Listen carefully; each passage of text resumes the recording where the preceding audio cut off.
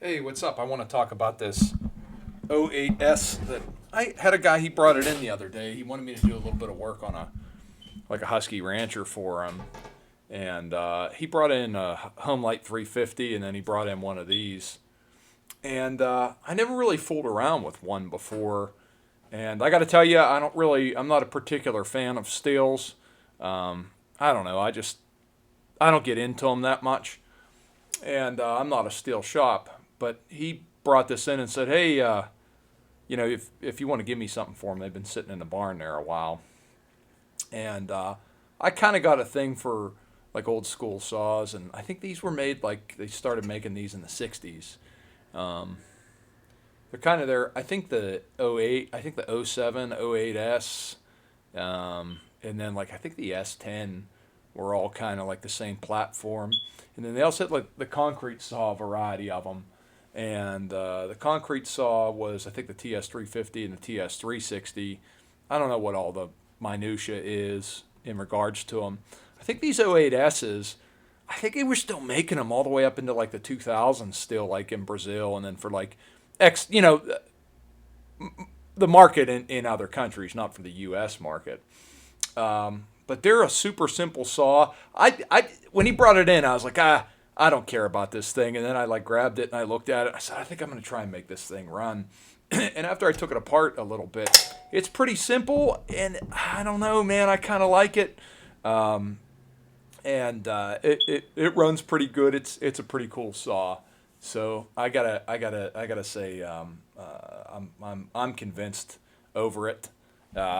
So what I'm going to do is I'll take this thing apart a little bit just to give you an idea of what's going on here and some of the little surprising things that I found out about it. I don't know if you could see it really good, but this bar was pretty rusty when I got it, and then I just hit it with like a wheel, like a Scotch-Brite wheel or whatever, and it's got the Stihl logo from that time frame embossed on it or engraved. We'll see if we can get a good look at it there. Yeah. Looks pretty good.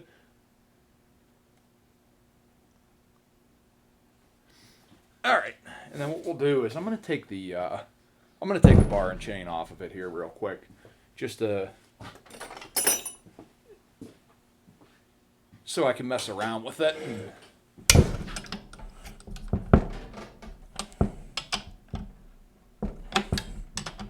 This thing has some weird caveats about it. I think everything on this is pretty much original. I didn't see anything too out of whack. Nice bar nuts here. I promise I'm going to change the battery in that smoke detector today. I got it on my list.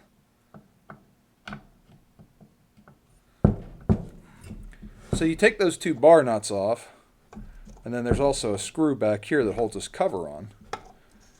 And this cover's kind of got something really interesting about it that I've never really seen in too many designs before, except for I think Home Light had an option for this, like on the like the 1050s or I don't know. Don't quote me on it. I think it was the C series.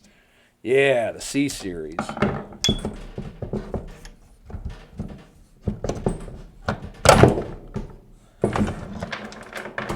Now, would you look at that? The handle and everything is kind of like one whole assembly. Then if you look, the oil pump, there we go, yeah. The oil pump is actually inside the cover. So your oil tank and pump is actually part of your clutch cover assembly. So that's kind of interesting. And then it just has like a little pin drive on the oil pump here. So that little pin in the nut is what drives the pump. Let's see here. I'll try and there we go. Try and zoom in a little bit. So that's it. We got that taken off there, and then now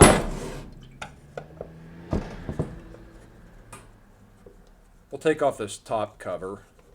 And this has your whole trigger assembly in it. kill switch.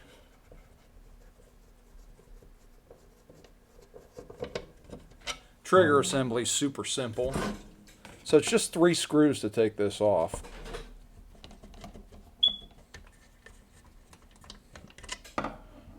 And then this here is like your choke actuator.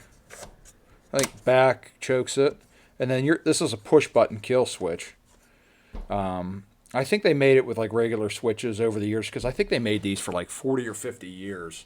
So obviously there's some changes. I think this is a more early one because it's got the red paint and it's got the push button. And then the bar actually has like an engraving on it that says 11.68. So I don't know if this is from 1968, but that would make a lot of sense. And then this thing also runs 404 pitch chain. The other thing about this is I think they made this with a 47 millimeter bore, and then like the later models were like a 49 millimeter bore. Same as like the TS350 and the TS360 concrete saws. So once you take those 3 screws out, this is it. And then, see, all this linkage does is actually just a spot on the carburetor, and it just presses down on the carburetor.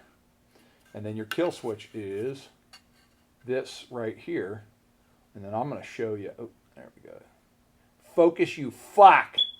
But the kill switch is actually this, and this grounds to a spot on the saw. And I'll show you that here in a minute. And then this is your choke actuation here. If you just move this back, forward and back, this engages the governor and choke butterfly. But that's all there really is to it. And then the spring that puts this back in place is actually on the carburetor itself. So you don't even have a spring inside the trigger. It's just the linkage. Sits on the carburetor, and the carburetor's got enough spring to push that, you know, back into the default position. It's got this like round style air filter on it, kind of like how the Johnson's were, like the 601, 621, etc. They had like the same round style filter. Then it's got a Tillotson HL carburetor on it. They're pretty much a bulletproof carb.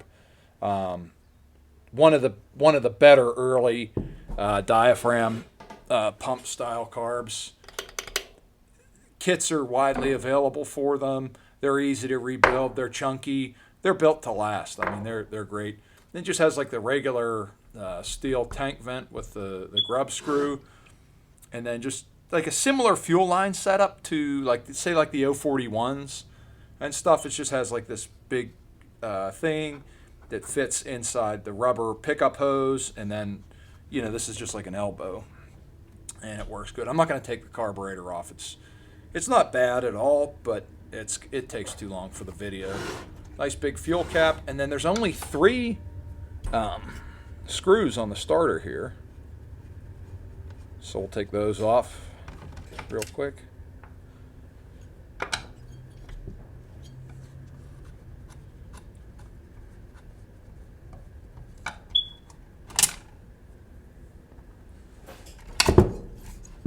The only thing I could see about this saw, unfortunately, is some of the grill is busted out of the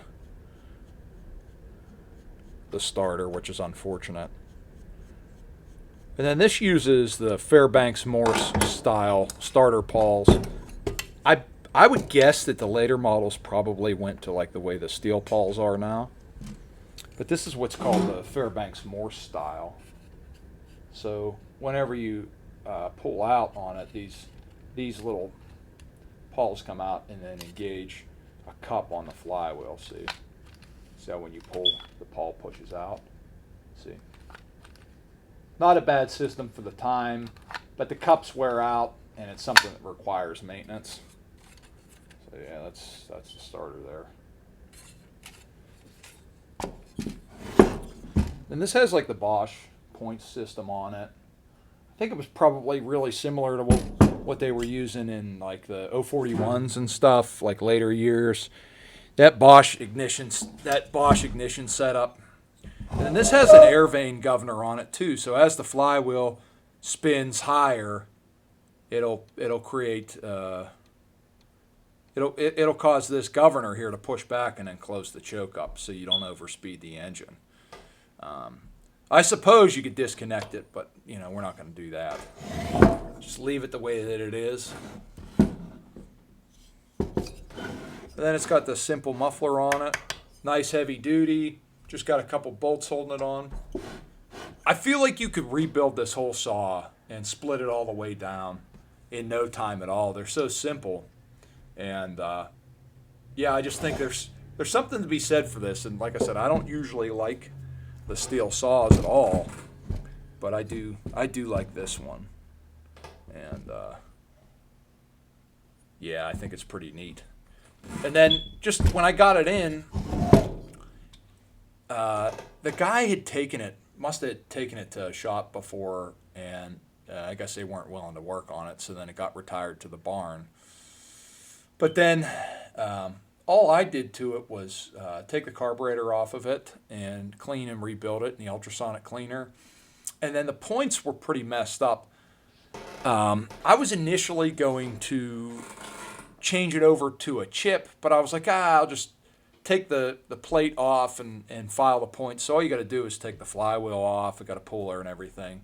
Pull the flywheel off, and then it's on a plate like a 041, 056. All the ones of those years that sits behind the flywheel, this Bosch ignition style. So I filed the points and got them all cleaned up and re-gapped them.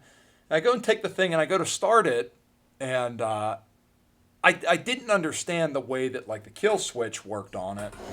So I kind of pulled this. This is the kill wire. Let me see here.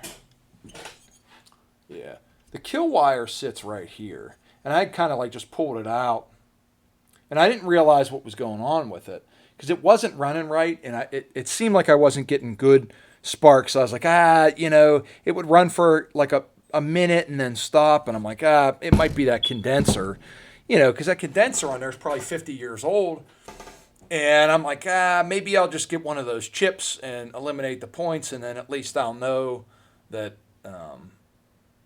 At least I'll know that it's not the points or anything related to the points, because I'm not great when it comes to points. I don't typically deal with them very much.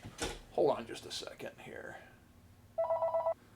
So as it turned out, really the issue with it was not the points at all. It's that I had this pulled out, and whenever I put the cover on, it was like grounding against the carburetor. So the way this thing is supposed to work is you set this in here, and just this little piece of metal is supposed to contact that. Let me see here. Yeah, that's supposed to contact that as a kill switch, and then ground it. See, so it's like a really simple switch system, but this sits in a piece of rubber here. Let me see. Yeah, the kill switch. The ground wire. Cripes, I can't think of the damn word today. But this little guy sits right here, and you have to isolate it inside that piece of rubber so it doesn't ground out to the machine.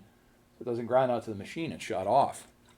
So that was really the only problem going on with it after I did that. So then I started fooling around with it a little bit more, and I thought to myself, I wonder if it'll if it'll work. And I put this back in there. And the sucker fired right up. I had the starter off it and stuff, and I was like, I'm just going to hit it with a drill and see if I can get it to start. And it started right up and ran great. So I knew what it was then, And this also got some tape on it here. I'd like to get some heat shrink on there, but this thing's just going to get cleaned up and sit on the shelf. And whenever the gentleman comes back to pick up his 455 Rancher, we'll show it to him. So that's it. That's all I got to say. Finally found a Stihl I like. And that's not an insult to you guys that like Stihls. I just don't like them as much as you do. So, yep, that's it. Talk with you later. Bye.